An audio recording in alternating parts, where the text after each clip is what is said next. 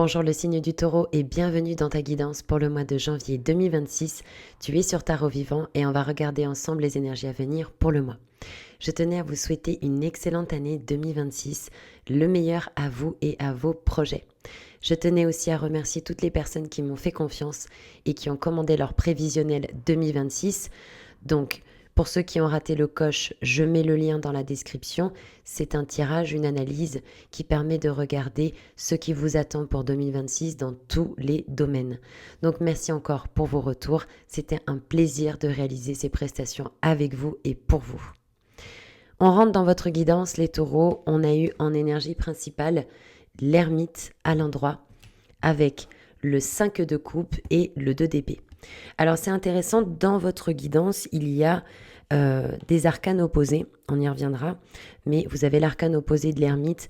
Alors comme ça, intuitivement, ça me donne l'impression qu'il y a des taureaux qui sont en pleine maturation, en pleine réflexion, peut-être par rapport à des projets personnels, des projets professionnels. Et là, on sent que vous avez besoin de temps. Il y a comme un besoin peut-être de... On commence l'année en douceur, on commence l'année dans une forme de recueil où en fait on va se poser, on va réfléchir, on va structurer. Il y a quelque chose d'assez lent dans l'énergie, d'assez secret. Pour moi, il y a presque même une volonté de se mettre de côté à part pour pouvoir réfléchir, pour pouvoir ressentir et mieux se guider. Maintenant, au vu des cartes, on peut aussi penser que certains taureaux sont peut-être en phase de rupture ou de deuil. C'est possible. Voilà, au plaisir de lire vos retours en commentaire.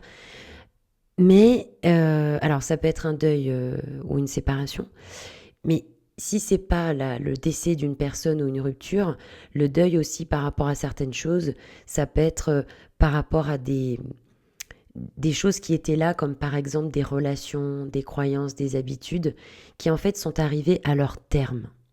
Le 5 de coupe nous parle d'une situation qui se termine et on a dans l'énergie quelque chose qui peut sembler triste, nostalgique, parce qu'on n'a pas conscience que en fait derrière il y a de nouvelles choses qui arrivent en fait.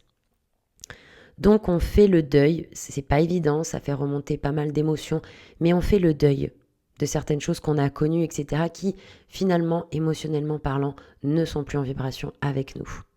Donc bravo, c'est jamais évident de se séparer de certaines choses, mais parfois c'est pour votre plus grand bien. 2 d'épée, on sent quand même que pour certains c'est pas évident, parce qu'au niveau mental, on refait la situation, on se dit non mais en fait, machin. Le 2 d'épée, c'est la difficulté, presque l'impossibilité à prendre une décision au niveau mental, parce que dans l'analyse, on a l'impression d'être face à deux situations similaires. Je ne sais pas si vous voyez ce que je veux dire. Il y a cette idée du pour et du contre qui sont à égalité en fait. Et donc mentalement, on n'arrive pas à prendre la décision, par exemple, voilà, d'arrêter une addiction, d'arrêter une relation avec quelqu'un ou quoi que ce soit. Et c'est en ça que c'est intéressant qu'elle soit la seule qui nous parle d'épée face à deux arcanes de coupe, hein, parce que l'ermite c'est de la coupe mais aussi du bâton. C'est que c'est justement au niveau émotionnel que vous avez la réponse. Cette personne, cette situation, cette habitude où vous l'adaptez, est-ce que ça vous nourrissait vraiment émotionnellement? Est-ce que vous avez vraiment eu l'impression voilà, d'être comblé? Et c'est peut-être justement ce manque affectif, cette limite, qui a fait que les choses ont changé, la dynamique a changé. Donc au niveau mental, effectivement, peut-être que, mais au niveau du cœur, c'est intéressant, il y a beaucoup de guidance pour le mois de janvier où on attire notre vigilance sur notre cœur, donc c'est pas du tout cliché. Au contraire, on a le cœur, ce que le cœur ressent, les émotions, etc. C'est très important et c'est quelque chose qui nous guide aussi dans la vie. Si par exemple on pense qu'on est indifférent à une personne, mais qu'en fait quand on est en sa présence, on ressent quelque chose dans le corps, vous voyez ce que je veux dire? Il y a il y a des choses qui nous renseignent autre que le mental. Donc, à voir dans quelle mesure ça vous parle, vous me dites. On a dans le message pour vous la papesse à l'envers, avec une autre arcane majeure, la lune et le 2 de coupe. Donc, c'est intéressant. Alors, encore une fois, c'est une guidance générale, donc il y a toujours plusieurs possibilités que j'essaye d'évoquer avec vous. Si vous voulez plus de précision, vous pouvez prendre rendez-vous en guidance privée.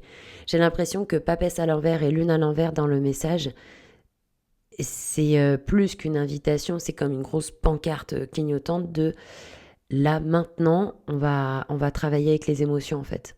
Donc je sais que ça peut être profondément inconfortable. On est nombreux à des fois prendre la fuite d'une manière ou d'une autre parce que l'émotion, ça nous touche. Mais en fait, il y a une clé en fait. Il y a un trésor enfoui derrière. Il y a quelque chose à trouver dans cette démarche.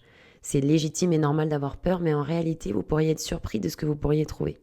Parce que la lune, quand on descend dans ces marécages, quand on descend dans ces émotions, on apprend à mieux se connaître.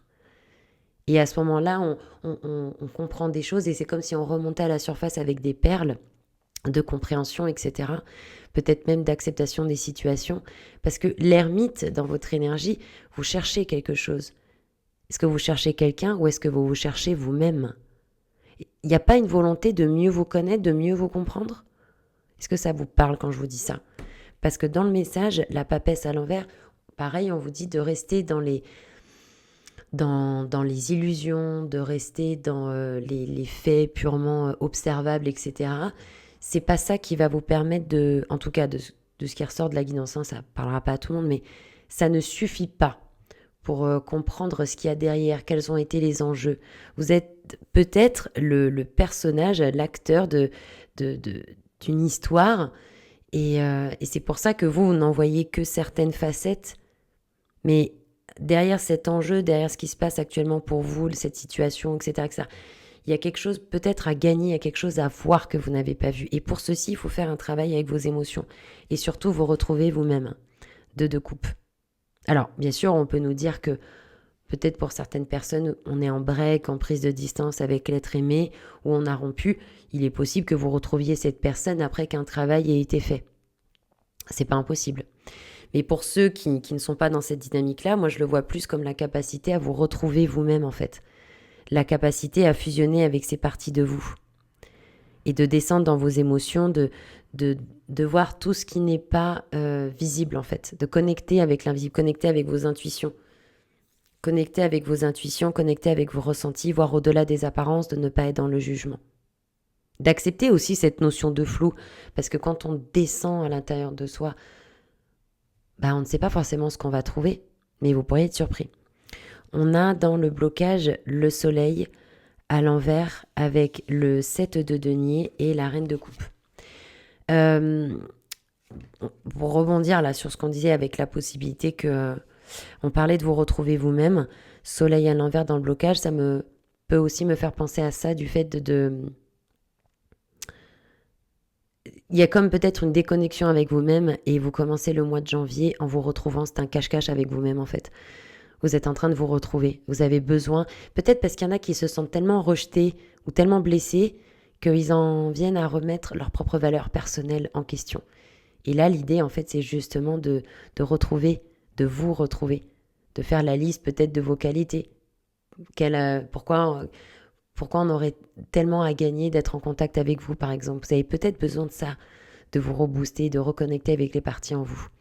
Dans le blocage, encore une fois, c'est une guidance générale, on peut aussi nous dire qu'il y en a certains qui ont une perte d'optimisme, qui savent pas si un jour ça sera mieux, s'ils vont retrouver quelqu'un avec qui ils seront bien. Il y en a certains qui peuvent avoir du mal à connecter justement avec ces parties émotionnelles, parce qu'il y a beaucoup d'eau dans le soleil, les gouttelettes qui nous parlent de l'émotionnel. Donc il y a peut-être une sensation de vulnérabilité, l'impression d'être rejeté, d'être incompris. Donc peut-être aussi le besoin de vous retrouver avec vous-même, de vous pardonner, de parler avec les différentes parties de vous qui vous composent. Dans tous les cas, il y a un grand besoin d'amour envers vous-même. Peut-être que pour certains qui en ont la possibilité, n'hésitez pas à demander des câlins. Il n'y a pas de honte à demander un câlin, il n'y a pas de honte à demander d'être soutenu. Voilà, ça fait du bien, ça libère des hormones naturelles qui font du bien à l'organisme, surtout si vous êtes en stress, surtout si vous êtes triste et déprimé. Ça peut être intéressant ça va pas forcément être facile si vous êtes dans le mal, mais ça peut être intéressant de voir comment vous pouvez contrebalancer avec des choses qui vous font du bien et qui vous nourrissent. Est-ce que c'est regarder des films drôles? Est-ce que c'est... Il y a le yoga du rire aussi pour ceux que ça intéresse, qui peuvent vous aider. Faire semblant, ça aide aussi l'organisme à se connecter à une autre fréquence. Donc un grand besoin d'amour envers vous, envers vous-même. On peut nous dire aussi qu'on s'est senti peut-être blessé, trahi par sa mère, par une figure maternelle, par une femme. C'est très vague, c'est une guidance très intéressante, mais vague, donc je ne peux pas cibler comme une guidance privée. 7 de denier à l'envers, il y en a qui se demandent quand est-ce que ça va payer aussi. Qui disent, disons, c'est un peu long quand même. Ça fait un moment que je travaille, etc. Et où est-ce qu'elle est ma réussite? Mais ça arrive, ça arrive. On a le mat en potentialité du mois, à l'envers. Signification très importante, je vais vous expliquer. Le 8 de bâton à l'envers et le 4 de bâton. Donc, le mat à l'envers dans la potentialité du mois, c'est la possibilité de conversion par rapport à ce qui se passe. C'est-à-dire qu'au lieu d'être la victime au sol qui subit, qui ne peut rien faire, comment vous pouvez rebondir par rapport à ce qui est en train de se passer? Comment ça peut vous renforcer? Qu'est-ce que vous pouvez en apprendre? Qu'est-ce que vous pouvez comprendre? Faire un travail de conversion, inverser la vapeur. Non, je ne suis pas une victime au sol qui ne peut rien faire. Je suis acteur ou actrice de ma vie. Et j'y vais. Et comment en fait? Vous voyez ce que je veux dire? Il y a un travail j'allais dire de détective, mais c'est vrai, il y a un travail de recherche, il y a un travail de fond qui est fait pendant ce mois pour rebondir par rapport à ce qui se passe et ne plus râler ou se rebeller par rapport à ce qui se passe, mais au contraire, en faire un atout. Comment ça peut vous pousser à avancer? Comment vous pouvez rebondir de ça? Comment ça vous sert? Car, et ce n'est pas moi qui l'invente, il y a toujours du positif dans chaque situation. Je sais que c'est difficile à entendre pour certains, et pourtant, si on y réfléchit bien, ça peut. Ça peut. Je vous donne un exemple. Je suis une youtubeuse sur YouTube qui fait un contenu très intéressant. Et elle racontait à un moment donné, il me semble, au travers de ses vidéos, qu'une personne avait perdu un être cher. Et donc c'est terrible, c'est affreux, la perte d'un être cher, il n'y a rien de pire. Et ça lui a donné envie de créer une fondation qui a aidé des milliers de personnes. Donc vous voyez ce que je veux dire de quelque chose d'affreux est né quelque chose qui a aidé plein de gens en fait. Donc quand c'est ça l'idée, il y a toujours du positif dans du négatif, même si c'est pas facile. Donc 8 de bâton à l'envers, c'est un travail que vous devez faire seul. C'est-à-dire que l'univers est là, mais l'univers vous aidera à mesure que vous vous aidez vous-même. C'est un service qu'il vous rend en fait. C'est un peu comme si on vous disait maintenant tu peux pédaler sans les deux roues. Et vous avez peur, vous dites attends, t'es sûr, je peux le faire? Oui, tu peux le faire. Et il y a toujours la main de l'univers derrière vous pour vous retenir. Mais c'est pour vous que vous le faites. C'est pour vous que vous le faites.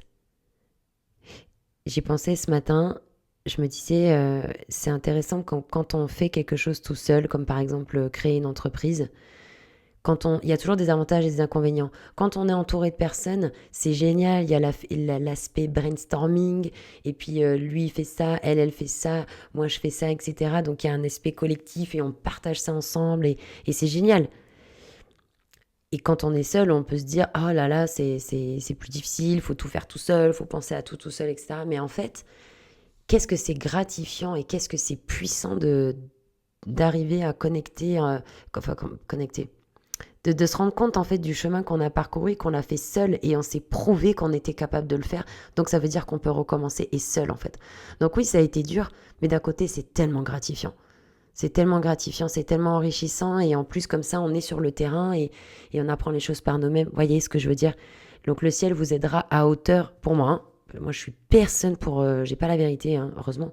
Mais il y a cette idée, 8 de bâton à l'envers, que oui le ciel va vous aider, mais probablement à hauteur de ce que vous investissez en vous-même. Et c'est sûrement pour vous aider, pour vous prouver que vous êtes capable de le faire. 4 de bâton, et en plus vous allez vers une réussite. Donc voilà, 4 de bâton, c'est la stabilité, la maison, l'ancrage, la réussite, que tout le monde peut voir aussi. Donc c'est super. Conseil, qu'est-ce qu'ils font mes cheveux? Pardon. Je suis de très bonne humeur aujourd'hui. Arcane sans nom à l'envers. Je suis souvent de bonne humeur, mais aujourd'hui particulièrement. Je sais, vous vous en fichez, mais je le dis quand même. Pardon. On y revient, excusez-moi, concentré. 2 de bâton et impératrice. Alors, ça c'est plus complexe, je trouve, en conseil. D'accord. Du coup, on a 2 arcanes majeurs opposés. On a l'impératrice, le soleil. Donc, arcane sans nom dans le conseil. Ah si, d'accord. Oui, ça y est, je vois. En fait, pour moi, vous êtes invité à ne pas être dans une forme de culpabilité qui vous rabaisse, une culpabilité tout court. J'ai une amie qui m'a déjà dit on ne négocie rien avec la culpabilité. Et en fait, le conseil avec l'arcane sans nom comme ça, c'est cette idée-là que en fait vous êtes en transformation, qu'il vous faut du temps. Ne vous fouettez pas symboliquement, ne vous brimez pas, ne vous culpabilisez pas parce que vous êtes en chemin en fait. Il y a certaines choses qui prennent du temps. Ça prend du temps de couper des liens, ça prend du temps. Vous pouvez d'ailleurs faire les bonhommes allumettes. Il y a des choses qui prennent du temps. Donc tout ce qui est culpabilité, pression, automutilation, c'est des choses qui vont vous détourner en fait de ce que vous êtes en train de faire actuellement. Donc par exemple, dès que vous entendez que vous vous culpabilisez, vous pouvez donner un surnom à cette culpabilité ou à ce moi inférieur, un surnom que vous trouvez drôle ou que vous n'aimez pas. Et quand ces voix-là reviennent, de dire un tel, allez, cours toujours que tu m'intéresses, voilà, stopper ces chemins neuronaux et ces pensées qui arrivent en fait, ces raisonnements de je suis pas à la hauteur, etc., etc., etc. C'est comme ça que je le ressens, ce conseil d'arcane sans nom. D'être patient avec vous-même. Pas cassant, pas méchant, surtout pas. Impératrice, à l'envers. Donc, effectivement, on peut vous dire de penser un peu plus à vous, de vous recentrer sur vous et sur vos projets, peut-être d'être égoïste, mais dans le bon sens. Peut-être qu'il y en a certains qui ont beaucoup donné, etc., et qu'il est temps de se recentrer sur vous. Et de deux bâtons, on a un choix qui arrive. Il y a une planification qui va se faire. Un peu comme l'autre signe, je crois que c'était les Gémeaux. Cette idée où pendant le mois, il y a une bascule à un moment donné qui s'opère et tac, on a envie de faire quelque chose, on a envie on a envie de planifier, etc. parce que c'est de plus en plus clair. À voir. Voilà, c'était un plaisir les taureaux de faire votre guidance. Prenez bien soin de vous. On se retrouve début février pour de nouvelles vidéos et à bientôt.